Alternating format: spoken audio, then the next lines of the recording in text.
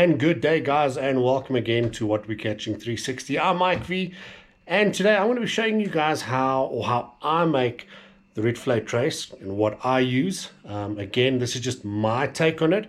It works very well for me, the length, so forth and so on. But what I've done is I've over exaggerated the line and the hooks that I'm using. That's just purely for illustration purposes. So you'll see I'm using really big hooks, really thick line. That just, just makes it easier so the guys can see what I'm doing. But first, for those of you that guessed where I went fishing, Kleinplaas, what can I say? I'm guilty. I like the place. We are going back to the Vol Dam in a couple of days' time. It's Dryfontein. We are going to be targeting some barbel. I know they've been quite active lately. So we are going to be targeting them. And obviously a couple of carp. But what happened? Last week we went out to the Kruger Park, stayed at Ngwenya Lodge, and I took my little ones fishing. So I'm going to roll that clip now. It's got nothing to do with knots, but you know what? It was pretty cool. So check this out.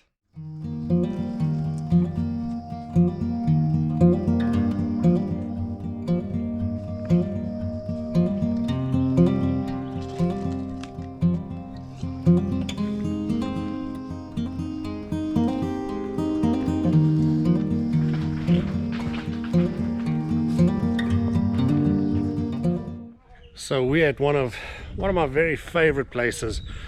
It's actually in Ngwenya Lodge by the Kruger National Park, and whenever we come here I always make sure to do a little spot of fishing, which I'll show you guys now. I like bring my family here, and you guys will see now what type of fishing I'm talking about. Very simple, a little floaty on the end, a little policeman, and it's a lot of fun. Kids enjoy it, I enjoy it, and once we get to the little dam I'll show you guys. There. No, I just saw it.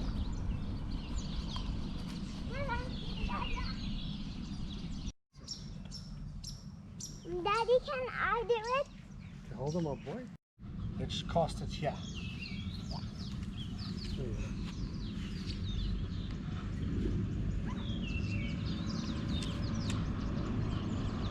Okay,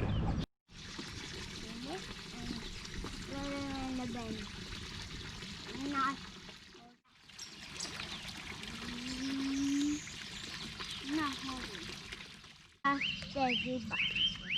I got one, Dad. Wait, just leave it. What is it, Dad? Look, you got a fish. Yeah! Look at that. Okay, reel it, reel. Go stand closer to the water. Closer to the water. Okay, reel it in. Pick your rod up. Okay, stop reeling. Reeling. Well done. Sissy, see this? Okay, wait. Let me take it off the hook. Sissy, see that? You didn't do it. No, my sister, my daddy did it. Okay, yeah. Hold your fish. Both hands. Wow. Okay, it's going to jump. Hold nicely. Show everyone. Okay, so this is all we're doing. Is we're just taking some bread. Just literally popping it on the little hook. You must have frozen in the car, guys. Like that. We've got a little floater over here. And that's it, guys. Cheap little rods. And the kids are absolutely loving it. I might be enjoying it more than them. See that, But that's Daddy? it. See how many more we can catch. Dun, dun, dun, dun, dun. Yeah. Pick your rod up. The rod's up. Karen! Look at that boy. I got one! Yeah! Oh yeah! Oh yeah! Oh fishy! Oh fishy! Oh fishy! Oh fishy! Oh yeah! Okay, let Dad help you take it off. Oh yeah! I got a fishy! I got a fishy, Mama did it! I got a fishy! Like it. Oh, you're fixing me, little shit. What did it do? Mommy, you're fishing. Hold Okay, him. can I put it back? I want to hold him. Hold him nicely. Remember, it's a little fishy. Hold him nicely. Show Mommy. Aww.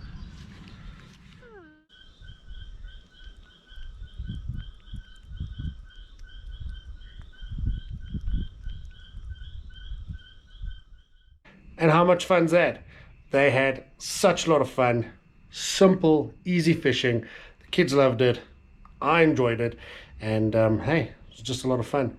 But let me show you guys how I make those knots. So for illustrative purposes, what I've done is I've gotten a incredibly large hook. You're definitely not going to be catching any carp and muddies and yellows with this, that's for sure. But like I said, for illustrative purposes, then I've got some fairly thick line, as you can see here. But hopefully you guys know what I'm talking about. So what I do and what I start off with is something that it's called a knotless knot. So you'll see when you take your actual hook and you take your line, always go through the eye of the hook. So from the top, go through it towards the bottom. You see you'll then be left with this little piece of line over here. What I do is I just grip it tight there. Then you'll see where that opening of the eye of the hook is. Okay, always wind it away from that opening. So what I do is I then take it and I wind it 8 times. So we go 1, 2, 3, 4, 5, 6, 7, 8. So there's my 8 times wound around.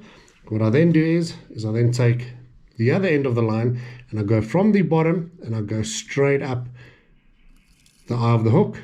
I then take everything, I give it a good yank, I pull it tight, take my set of tweezers, and then where this excess line is over here, I try cut it as close as what I can to where the knot is. Now, as you guys can see, this is thick line, a very thick line. So there we go, and I cut it there. So what in effect we have is a knotless knot, and that is what I use. The distance, or not the distance, the length of this here, what you do is when you measure your line out. Now what I use, let's start there. What I use for my hook line is I quite like using this jackal line that we have over here. This is a 10.10 pound line, very thin, very strong. Like I said in my last video, as a main line or a fishing line, I don't like using this. However, for a hook line, this is perfect. So this is what I'll use on my Daiichi hook. So I usually fish with the Daiichi, this is number 1 or 08 or number 2, depending on where I'm fishing and obviously what I'm targeting. If you are targeting large carp and muddies, you know what, the 08 hooks actually do work quite well, and the number 1s, it's perfect. Again, my opinion, I find them quite handy and useful. So once we've got that, then obviously we have to connect this onto a swivel. So what I do is I measure on a ruler approximately 16 centimeters of line, because once you've done your knot, you obviously have a couple of centimeters that you can play with. But if you're in the region between 12 and say 14 centimeters for your actual hook length, that's perfect. So let me show you how that's done. So my very massive swivel that I've got here as well. Again, this is not something I generally fish with. Illustrative purposes only. Right, so what we then do is to tie this. It's called a clinch knot. Again, a very simple knot. I have never had any breakages with it or the line pulling loose. I've only had breakages. I'm lying when I'm caught on a snag or whatever the case is. But how you tie this? So you put it through the eye of the swivel. This is called a barrel swivel, right? You then wrap it around itself 6 times. So we can go, again, sorry guys, this line is very thick, so it's very difficult to work with. So 1, 2, 3, 4, 5, and the last one, there we go, 6.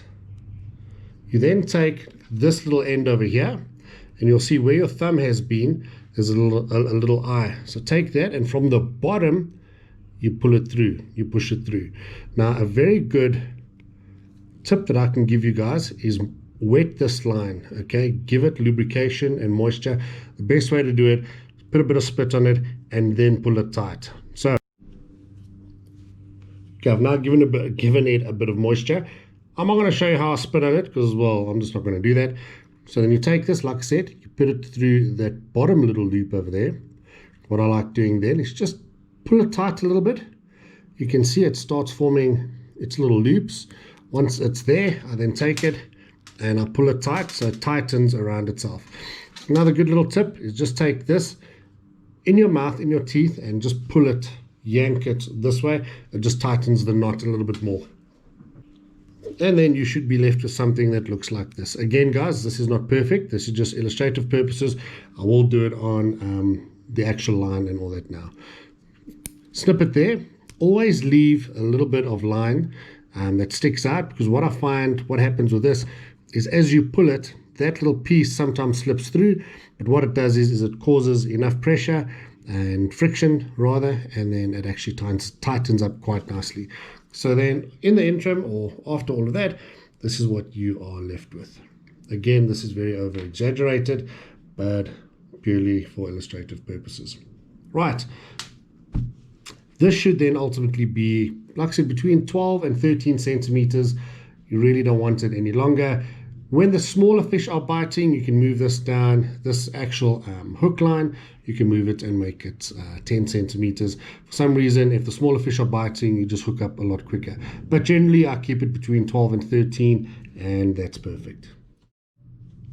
Okay, for the shaft line, what I like using is the 24-pound XX high abrasion line. This works very well.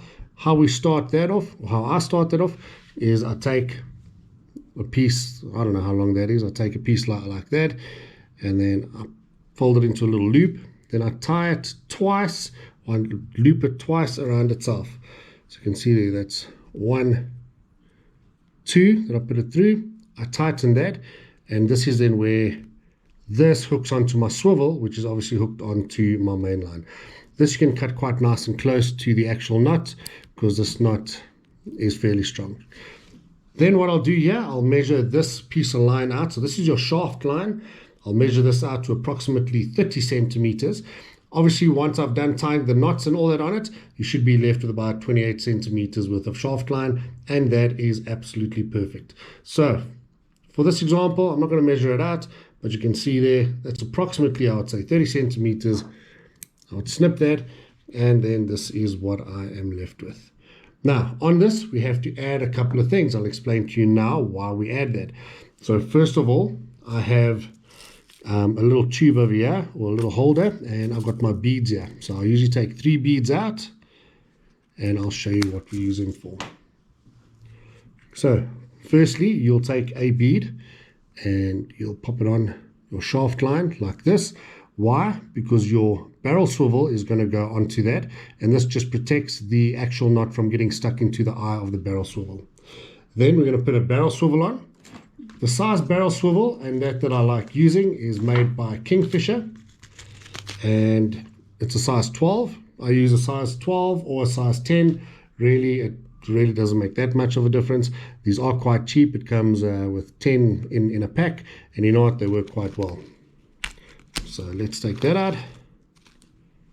So then I will take the barrel swivel, I'll put it through, well, put my shaft line through there, and then I'll take another bead, and I'll pop that through like so. So then that is what you are left with. So that is your top hook. So you see that slides freely, and those little beads protect the actual swivel and the knots that you make. Now on top of this, I'm going to put, or not on top of it, in this I'm going to put the plastic pipes. Now these guys make quite nice pipes. This is LB weights. These are the little pipes or little tubes, and this is obviously where the weight and the millibomb goes on. So let's pop that on. Right, so you always take, the thick side is always at the bottom and the thin side is always on top. You take your line and you stick that through, pull that tight. What you do then again is you then take your third little bead, you stick that through, and then you should be left with something that looks like that. Right, why that little bead is there is that's obviously to protect the plastic tube, to, well, protect the knot and all that with your swivel that you're going to be putting on. Once I've done that, I take a normal little barrel swivel and I put that on, put that at the end. So what you're going to do, you're going to do a little clinch knot there as well. So again, stick it through. I just wrap my finger on there to just give it some pressure. And you tie it 1, 2, 3, 4, 5, 6. Take this little end, the little tail, stick it through that little loop that was made there. Again, I just hold this piece here, that little tail end. I'll start pulling it tight, give it some moisture, and then just yank it tight, and everything pulls quite nice and tightly together. There we go. And that's it. Obviously, once this has been done, again, like I said, this little piece, just use your teeth, just pull that straight. And then once you snip it off, don't snip it off right to the knot, because like I said, that does tend to sometimes pull loose. But you can see there, and I'll take this little gizmo that I've got here. So I can put a fair amount of pressure on that, and that knot's there. It's not going to move. Right, so your shaft section of your trace is now done, and that is what it looks like. So you can see there, it slides freely. All you got to do is just add your hooks on. So now we've already made our hook trace, which is this. Okay, I'm not going to be adding that onto this here, because Lord only knows what you're going to catch with that. But we will do one anyway. So that is where my jackal line comes in. Again, like I said, very nice line for actually making a knot, or not making a knot, for using as a hook link. And let me show you how I do that. So when we're ready to put our hook line on, so I've got a piece here, and I'm estimating that is a good couple of centimeters. I'd say that's about 15 centimeters. Remember, like I said, cut out or measure out a piece that's about 15 centimeters long, 16 centimeters. Then take your hook, if I can get this hook out of here. Right, so here we will be doing the knotless knot. Again, you go in from the top, hold it tight, wrap it around 8 times. 1, 2, 3, 4, 5, 6, 7, 8. Then I take the tail end of this line, and I go from the bottom, and I push it through that little eye of the hook again, pull that tight, and then snip that excess line off as close to the hook as I possibly can. So there we go. A lot smaller, but you can see, let's just, for the sake of showing you, this is a size difference of of the two hooks. Look at that. Anyway, right, then on here I'll then take the shaft of my Rietvlei trace, the bottom end. I'll then do a little clinch knot. Again, as you guys can see, you can't really see this that clear. And I'll take that, do that 6 times, or wrap it around 6 times. 1, 2, 3, 4, 5, and 6. And then take the tail piece of this and then stick it through that little eye that has formed over there where our thumb was. Again, you take it from the bottom, you stick it through to the top. If I can get it through, there we go. Again, I'll just hold that little piece, pull the knot tight, give it some moisture, and then pull the whole rig, or pull the whole knot and everything tight. There we go. That's how it sits. And then snip it, not on the knot, but fairly close to the knot. And that is the bottom hook link done. Now you just do that with the top hook link as well. And then there you have your sliding Rietvlei trace. So on here, it's a Daiichi number 1. This is Jackal iron cast 10-pound line. This is a little Kingfisher number 12 barrel swivel. This is our XX high abrasion 24-pound line. That is the shaft.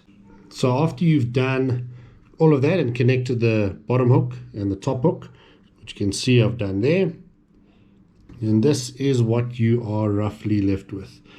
And that is a sliding Rietvlei trace. So you can see there, that hook, bottom hook, can move freely. Obviously, if the fish is here, or if your whole trace is lying there and the fish grabs the bottom hook, it can obviously run with it quite freely, quite smoothly. So that's it, guys. And like I said, there we go. That is what you should be left with.